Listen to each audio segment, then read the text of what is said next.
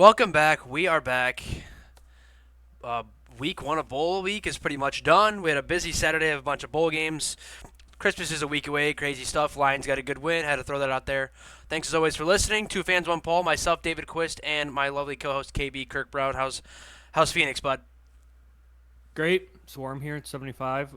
It's perfect. Fun weekend. A lot of great games all weekend. A lot of kind of news still coming out with transfer portal stuff. So I'm excited to kind of cover all that today. Yeah, we'll just jump right into the transfer portal talk and Michigan State updates. We just got two commits today: a quarterback, three-star kid out of Illinois, and then a cornerback who was previously committed to Oregon State. Sounds like they're both good three-star guys. I'm okay with that. I liked, back in the day, Antonio got a bunch of three-star guys and made them into better players, and then a lot of guys went to the NFL. So good to see that. That adds a little bit of depth to the quarterback room. Still need to get probably another transfer. I don't know if it's a mid-major An guy. upperclassman. Yeah, you Yeah, need it's like got to an be like a older mid-major guy that upperclassman. knows he might compete a little bit, but he's got to kind of know that Childs is going to be the guy for the next 2 or 3 years. So just keep your eye on that. That's all the updates I know for State. We might get some more commits. I think that tight end from Oregon State might commit to State as well. I can't remember his name off the top of my head. And I know a couple Oregon State guys went to USC as well. One of the linebackers that's really good. And another Wisconsin linebacker is Crystal Ball to Michigan State. He hasn't committed yet, but keep that in your news. Other transfer portal talk would be Cal McCord commits to Syracuse, which is interesting. He is a Philadelphia guy. I guess Syracuse might have a loosey goosey schedule next year, so maybe they do all right with the 12-team expanded playoff. Ole Miss is loading up. They got the top guy from Walter A&M. Nolan. Yeah, Yeah. Nolan. They must have an endless amount of cash to sign these guys because most of these guys are going to make six figures, maybe seven figures.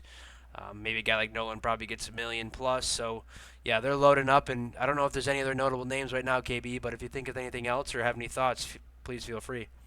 Yeah, the Syracuse information's kind of like, oh my God, Syracuse has been like a shit team. I think them competing next year, like the bar would be 8 wins. The best team that they play is Miami. That's their most difficult team that they're going to play all of next year. The non-conference is absolutely gross. I mean, I think that they could, if they go 11-1 next year, they'll probably miss the playoffs. Like, Damn. just that's how bad their record is. Um, and then I think for him, it's the DC that was at Georgia is now their head coach. Yeah. So I think that's a lot of influence too, where you have a very focused guy, where you have a guy that's looking to change around a program. I remember back in the day with Donovan McNabb and the Syracuse Orange, playing in the dome over there is a really fun stadium. Outside of Marvin that, Harrison went there too. They have some names here and there at yeah, Syracuse. yeah. I think overall something to kind of look at too at the transfer portal. The transfer portal isn't going to create a reliable base of winning football games. I think we saw that with Mel Tucker. His recruits didn't hit. They didn't really get developed, and when you don't do that and you always add people from the portal, you end up with like no depth, Like and you Dion, get well, some Dion's injuries. getting a lot of guys right now too. Yeah, I mean that's what we saw with Colorado too, right? He exercised everyone from the team from the year before, brought in a billion guys, and they just don't have the depth. And so you're not going to be able to create a consistent winner just from the portal. But it's interesting. Lane Kiffin at Ole Miss. It looks like they're investing a lot in it. I mean, you don't get these guys' names. I think three or four of the more highly touted guys are going there. They got Walter Nolan and Princely I heard he like wanted to. I saw a Umale. video where like he was gonna quit football, or he's like not the best attitude from somebody on maybe that Rico guy on TikTok we talk about. Yeah, he definitely has an attitude, but I might have that attitude too playing for Florida, and kind of the incompetence there. But they're definitely investing in the trenches. Ole Miss could make a run at being a really competent team, and I think that's what we're gonna see. Is you're kind of gonna have maybe a big time quarterback, and quarterbacks even take 2 years. But if you want like impact players, it's basically like just shopping in free agency before someone goes to the draft. Walter Nolan's probably going to be a top 25 draft pick as a junior, you know, first round talent, just based on his stars, and he's basically trying to max out his money making potential and compete, nationally. And if this isn't like Ole Miss has some depth, Lane Kiffin's recruited well there, so you have a floor that transfer should only raise the ceiling, and that's something that's happened with Michigan in the last 2 years. Some of the most impactful transfers came there. Josh Wallace is a mine. He's been the starting quarterback for the whole entire year because you had some inexperience. You lost three guys in the secondary last year. You lost two guys the year before that. And so that's more what the transfer portal is going to be used for good teams. That's like what Alabama had. They didn't have receiving threats. JoJo Earl leaves, and they add Isaiah Bond and Jermaine Burton, and now their receiving core is above average. So it's going to be used to fix small errors on a team, but it's never going to be able to be properly used to fix a team. So that's something we got to kind of keep an eye on. But Yeah. outside of that, Dave, I kind of want to go into our preseason predictions. Play. I can't I wait. have my list. I have I mine. know you have yours, Yeah. and let's go over that. Yeah, What and what was your first one? well, actually for this episode, this was 8/28, so this was a while ago. You were, I think you just had your wedding, so congrats to you and Nat again. Um, Michigan was banned at the time, week zero. This was crazy. This is a lot. This was 4 months ago already, which is crazy almost. So my first hot take, which was almost right, considering how the season panned out, was Hauser will be the starter by Washington game. Obviously, it was a little bit later on, maybe a game or two. But Noah Kim looked good the first two games, and then when he started to face real competition, it was shit. Along with that, I think after the second game, Tucker was gone. So it is what it is. It was a bad situation, but Hauser didn't start till later in the season, so I was kind of right in this one. And I think he was the best quarterback out of the three, but they're all gone now. Yeah, my first one was JJ breaks the single season passing records both for yards and touchdowns, and he didn't get either. Was he I think close? no, I think he's at 2,600 yards maybe, and he's at 19 TDs. The record's 25. I think heading into the Purdue game, well, after the Purdue game, he was still on pace. He was like, he was stuck at 18 touchdowns for 3 weeks basically, and so that kind of shaped everything and just passing and all. But that one was complete miss by me. I thought they would have to use JJ more, and down the stretch they didn't, and they were in a lot of blowouts, so he really didn't have to throw a whole heck of a lot. Mm-hmm. Um, you know, so that's one of those things. He can still maybe get much closer because there's still games left to be played here. You still have two games you can throw or play, but basically down the stretch of the season, he wasn't very effective.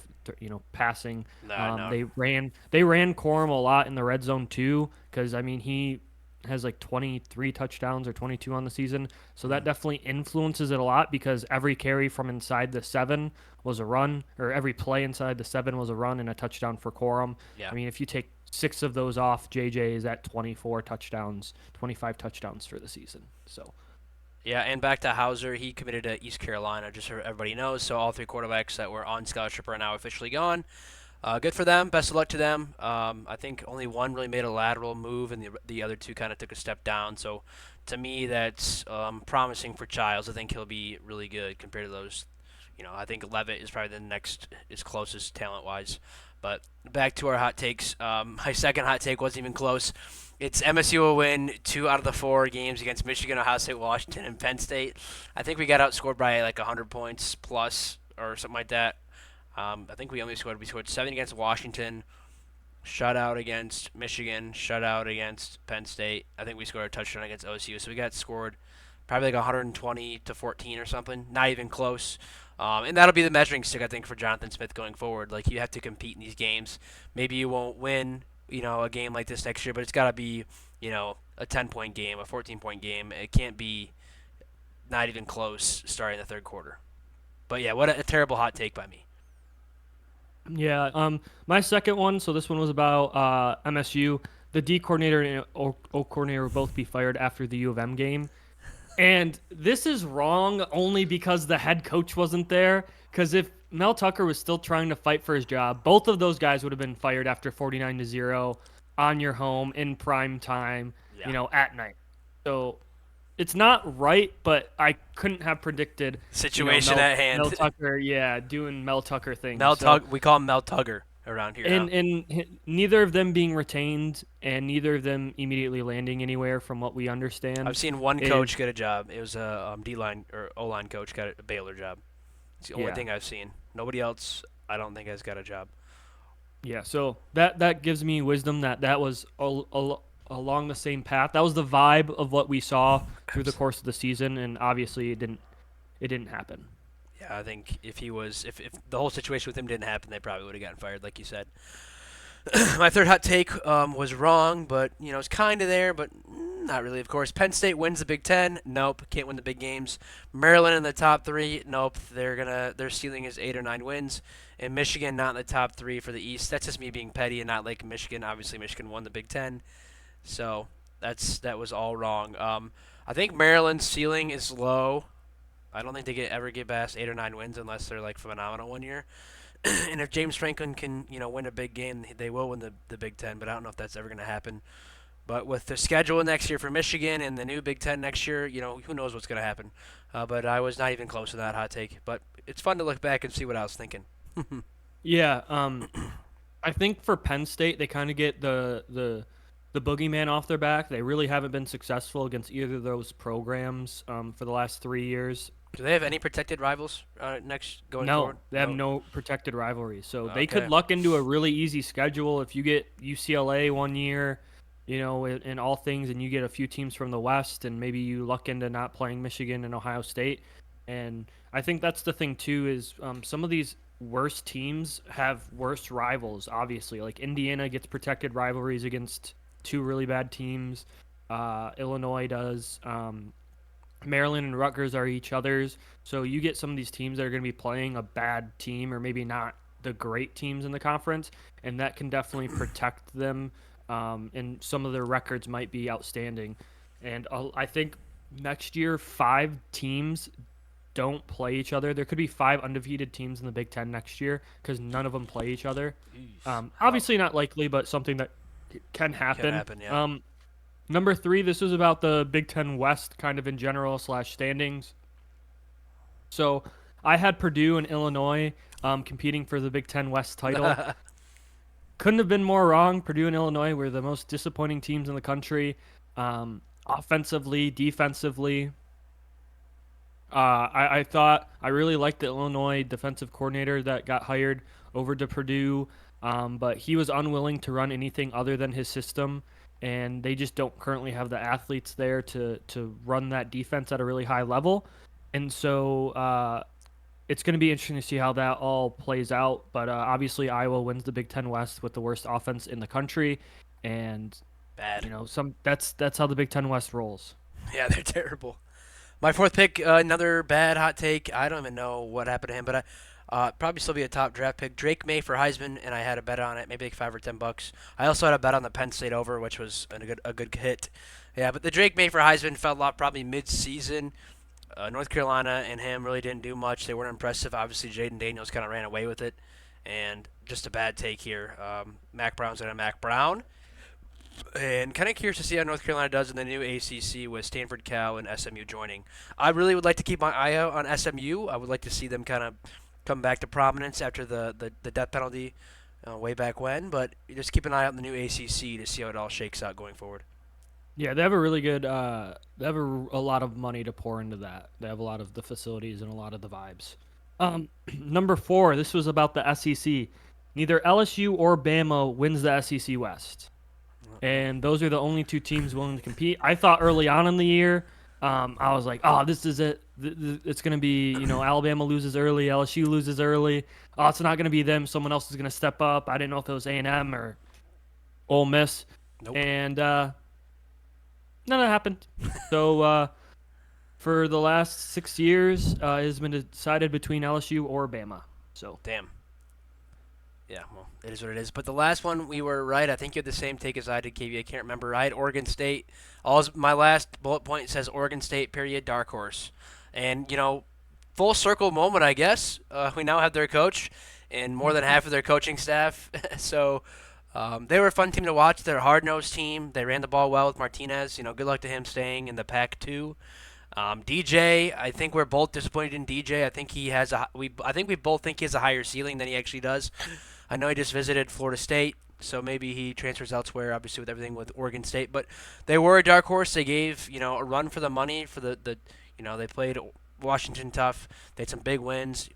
Oregon kind of dominated them, but Smith was pretty much already hired then for Michigan State. So full circle moment. They were a fun team to watch, very Big Ten-ish team, and now we have their coach and half their coaching staff and their quarterback. So looking forward to what this entails in the future. But a funny thing to see. When I wrote notes for this the week of August 28th, now it's almost Christmas time, and we have the coach, and they were a good team. 8-4, I think, was their final record, but they were in some close games as well. So I like being right, and I like having that coach. I think it's a good hire, as we've talked about. Just a funny full circle moment. Yeah, I remember I had specifically Oregon State wins the Pac-12, which obviously isn't correct, but they competed in a way that we were kind of talking about and mentioning. They had a few close moments, and outside of the really unspectacular game where they had, a mess against Oregon where their coach was already leaving and the players I mean, found out Oregon about had it. like the best troll moment. They're playing the state game, Yeah, so and so outside of that, though, yeah, I didn't hit on any of these. Would have liked to hit one pretty I was cleanly. kind of right about Hauser, but besides that, not even close either. KB. Yeah, and so that's why you do hot takes. Because they're supposed to be a little hot, and this is just some gut feelings, and none of them were right. So, I think what we kind do. of, Oh, sorry to interrupt, but it's a good idea. I know unnecessary roughness does it, but they kind of preview each conference. Maybe something we can do in the future. that. Like they would do the champion, the conference game. Most disappointing team, surprising team. Player of the conference, coach of the conference. But something like that, I think we could do in the future. I think that kind of obviously that would be a whole episode of each conference, but that would be fun too. And then looking back on that to see who was right or wrong about the surprising team or something like that. Just something to think about in the future. No, I absolutely love that idea. I saw that today too. Same FYPs, obviously, and I do like Me too. that idea that we can write it down and then we can go back to it, maybe even revisit it halfway through the season or something. Yeah. So I do appreciate that. But are we going to talk about the bowl games now? We had 7 of them Yes. this weekend. We both went 5-2. Dave got off to what, a 4-0 start? 3-0. I had Miami, Ohio. That game was disgusting. We'll go into it. There was I think 13 total fumbles. Yeah. But yeah, we'll jump right in. The first game of the day was Ohio, Georgia Southern. Ohio kind of just dominated the first half, and that was the story of the game. They scored 20 points, 20-0 in the first half against Georgia Southern in the Myrtle Beach Bowl, and then they tied in the second half. Um, Georgia Southern just kind of didn't. They had no gas in the tank at all. It seemed like in the first, and then they kind of put it on in the second, but it was too little, too late. Ohio looked good with their backup quarterback. They ran well. Their running back Ricky Hunt had 4 touchdowns, and their defense looked good in the first half. So I think that was the difference was the first half, and they just kind of shut Georgia Southern down, and just the MAC right now is looking good. I think the MAC really does well in bowl games. When I was thinking about it last year, I can't remember the records, but I think the MAC usually performs well in bowl games. So I'm going to look at that overall record when we're all done. But love rooting for MAC teams, and love to go 1-0 to start in the pick'em. Yeah, so this is the Myrtle Beach Bowl, and some insider info is that there was some Instagram videos and some maybe some Snapchats of like half the Georgia Southern team being out at the casino until 3 or 4 in the morning, Couldn't tell. because there were 5 turnovers in this game. The quarterback ended up, I think, sobering up, or maybe he had a few more drinks after halftime because like he threw 2 picks that were like, who are you throwing like you are not awake right now. But it was a really good outing from Ohio. They earlier this year, remember, beat Iowa State, Yes. so they cap off a pretty successful season. They get their 10th win. Anytime you can get to double digits wins in any conference is a complete success as a coach. So shout out to them. But yeah, this game was absolutely dominated. Georgia Southern came out and kind of maybe thought that they were going to roll them. Oh, it's the MAC. And they got their teeth kicked in for the whole entire first half. The running back and ground game really dominated. It was a really fun game, but I turned it off about 5 plays into the third quarter. I was like, yeah, this is cooked. Yeah. I actually watched the next game a lot more. Yeah, Shout this out game was FAMU's uniforms and those white helmets with like the metallic orange was just they were crisp unis. But the next one, KB and I both picked the Rattlers of FAMU, I believe, and they won 30-26, and actually a pretty good game. Howard was only a 6-5 team, but they put up a good fight. The difference was the fourth quarter. FAMU scored 20 to win. Obviously, this is HBCU football. It's not like the best. It was a little messy when I was watching. Howard's quarterback had 3 picks, but it was a fun game. It was entertaining. I know a guy for FAMU got ejected for spitting, and I will say again, I love their uniforms. The coaches had swag.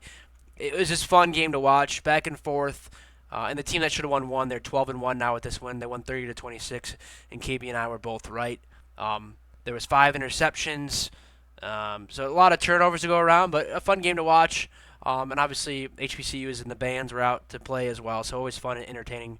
And it was the Cricket Celebration Bowl to get that out there as well. Yeah, it's the HBCU national championship game. They play this exclusively between the MEAC and the SWAC. Florida A&M looked like the better team for the entirety of the game. If I'm being honest, they looked like they were going to absolutely dominate, and they just had some really costly penalties and turnovers that really kind of at the start of the game made it look completely different. I mean, even down the stretch, FAMU gets 2 touchdowns. They're up. They're looking to they get the ball back again. They're looking to go up 8 points, and then they throw a pick six, and then they still come back and win. So it's a really gutsy performance. FMU had like 4 face masks. They had a fumble return for a touchdown turned over because of a face mask. They had a lot of holds too. Yeah. But yeah, there's three total turnovers both sides. Howard's QB down the stretch was absolutely rattled in this game. Yes. The You they could don't have tell a that defensive you could tell lineman. FAMU. I guess I'll say that FAMU. You could tell that they just had the better athletes. You could tell it, Yeah, especially in the fourth quarter. I think that was the biggest difference. Yeah, the yeah. quarterback was rattled. You could just tell he was 14 for 27, 106, and 3 interceptions. Yeah, and 2 of them came on like the last 2 possessions. Hmm. A&M outgained Howard 357 yards to 187. They averaged 3.9 yards passing and 2.9 yards rushing. So a great game, a lot of chaos, a lot of big moments. Howard really swung and hit on some big plays. It was a lot more entertaining than the Ohio game, and I It watched was. a lot of it too. Watched the ending. It, Yeah. it was it was it was a ton of fun. Ton of fun. Great uniform game. I think both teams had some slick jerseys. Howard's logo is pretty sick too, and they had Jordan. So just a great uniform game and just a fun, entertaining game, even though it was a little bit messy. The next game, this is a good one. Jacksonville State beats the Raging Cajuns of Louisiana Lafayette in the R&L Carriers New Orleans Bowl, 34-31 on a last-minute field goal by a kicker that I think took his first field goal attempt ever. I was watching a video before we did the TikTok KB, and he was like on the sideline with his head, like on the bleachers, and he was like trying to calm himself down, and he nailed the kick. So good for him. Rich Rod gets a win. I will say they did start kind of slow. I watched going into the halftime, and they just ran the ball well.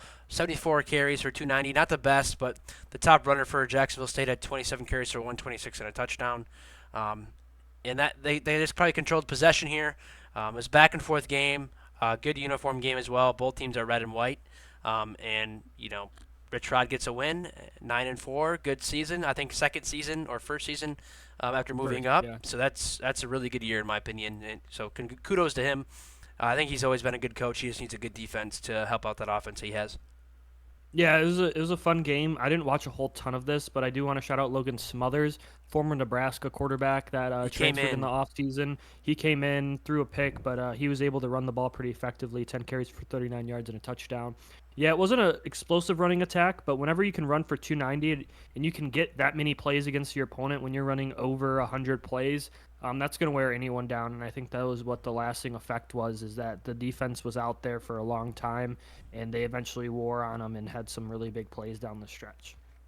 Yeah, and the kicker was Garrison Ripa. Shout out to him. Good for him. I think the kicker for Jacksonville State transferred or didn't play this game, so good for him for nailing the game-winning field goal and giving Rich Rod a win. But KB, I believe you picked Jacksonville State as well in that one.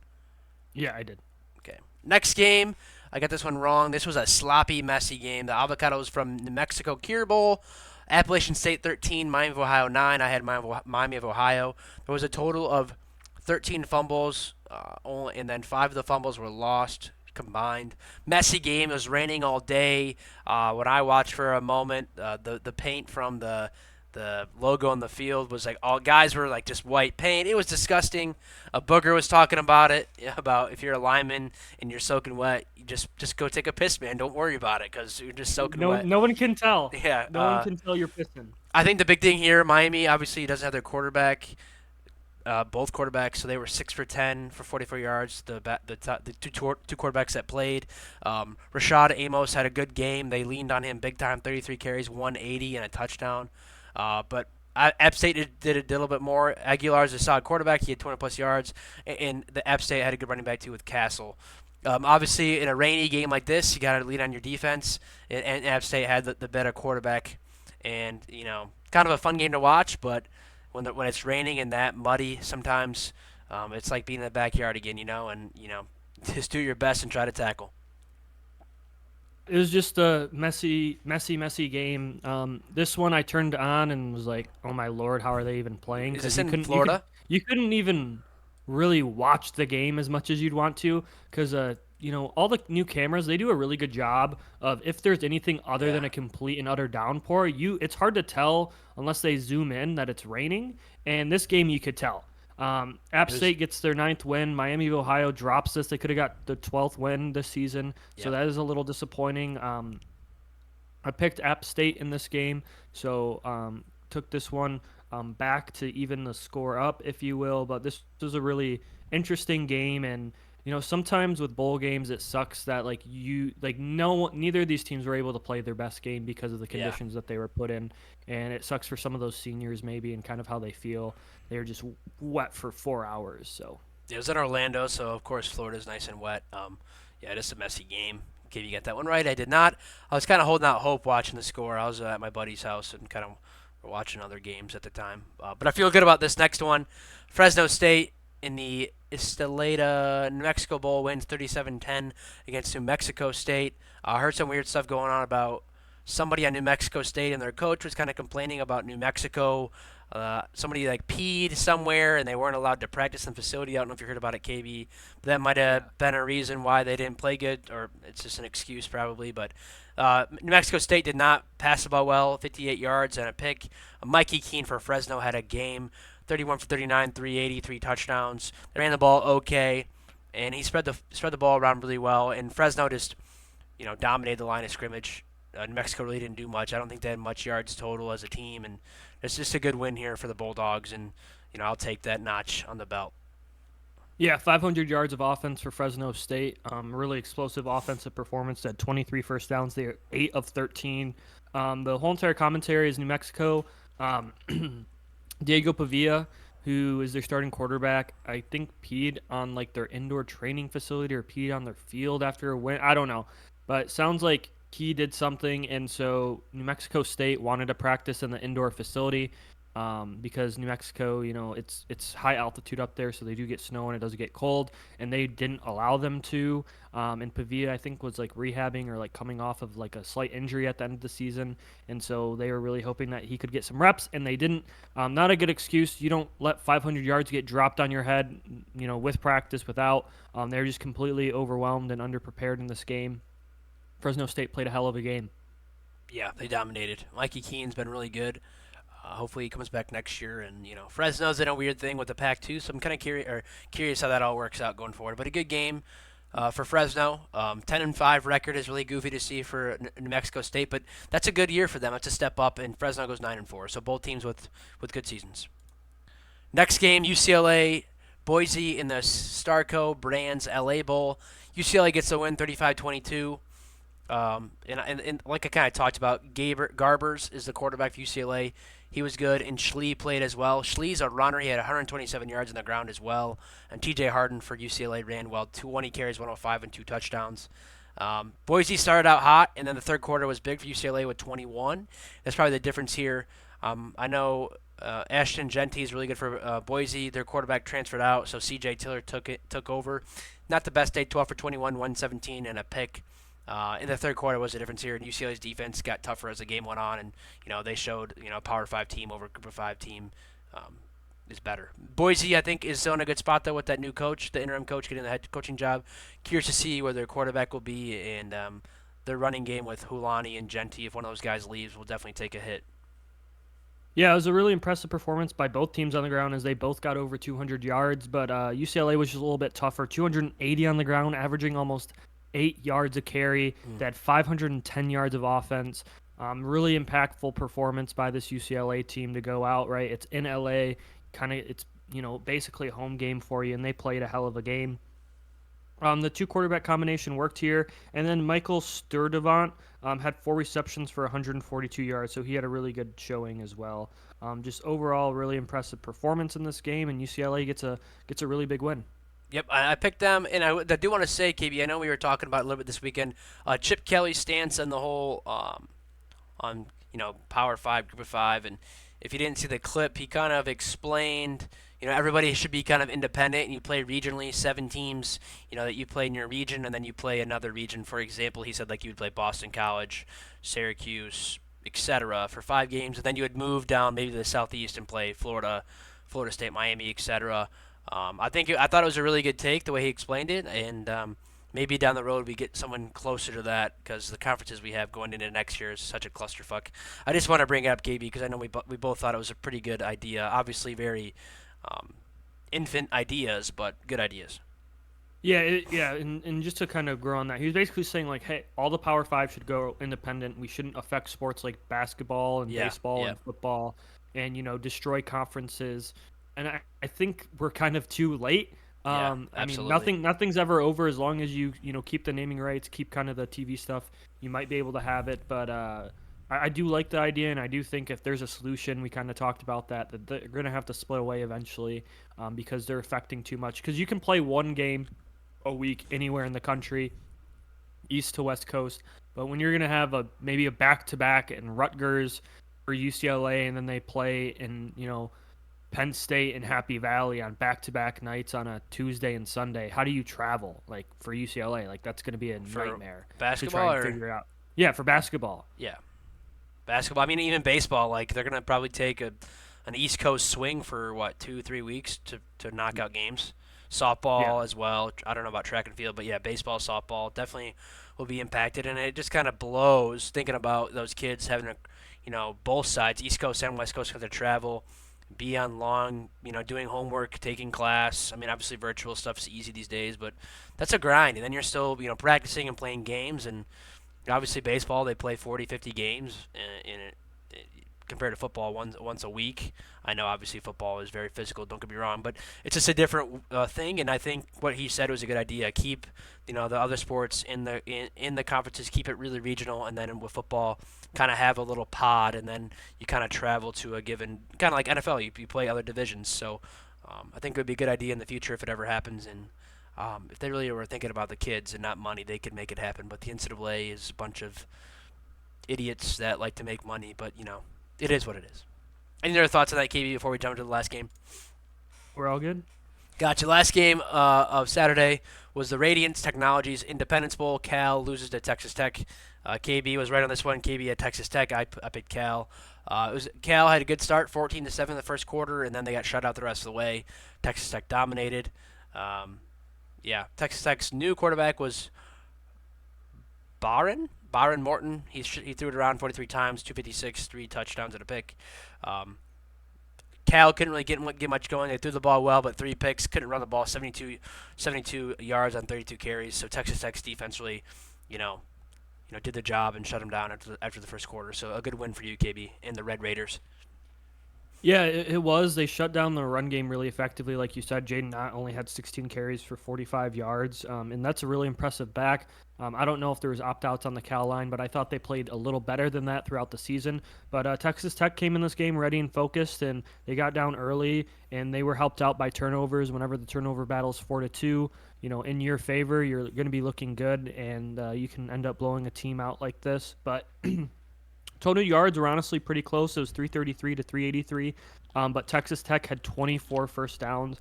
They were 9 of 19. So really, really good job there in turning third downs. They're also 2 for 2 on fourth down. So 11 out of 19 times when they were third down, they converted. That's really impressive for them. Overall, just a fun game. Game that I kind of just turned on in the background while I was playing video games. So I wasn't as in tune to it, but something that I definitely watched a good chunk of. Yeah, I was Um, watching the lines. I wasn't watching this. I do like NFL on Saturday. I will say that. But KB and I are tied 5-2. I thought I was gonna have a little lead going to start the first weekend, but this could be a back and forth pick 'em.